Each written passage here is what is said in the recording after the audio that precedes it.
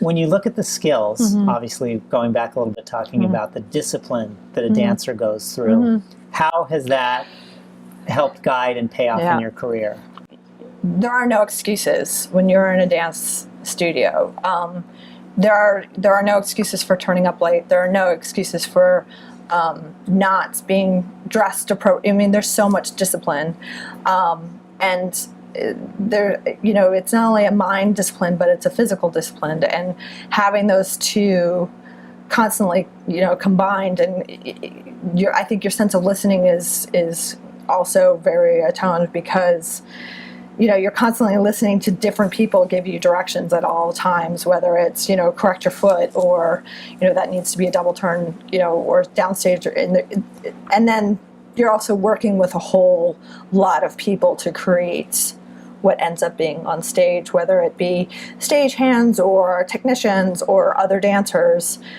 It's really a community to get that off the ground. I think I'm very respectful of other people's time and the effort it goes into all of the different jobs around me. I'm constantly trying to be aware of, okay, we don't only need to market this place, but we, like I said, we need to make sure the services the service people are getting what they need and the artists are getting what they need. So there's all of these layers that I think comes with the discipline of being a dancer. And then just both left and right brain thinking.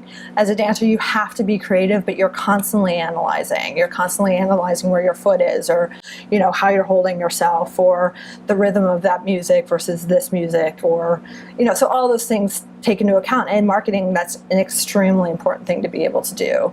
You have to come up with great, out of the box promotions to get your show out into the world, to make people take notice with all of the rest of the rest of the visual throw up. I want to say, right, the noise, all of the noise. So to get people to understand what you're doing, you have to do something that makes them pay attention. But at the same time, if you don't measure it properly, if you don't implement it properly, it doesn't matter what that creative solution is. So those constantly analyzing and measuring and learning is also, I think, is part of being a dancer, and it's definitely part of being a marketing director.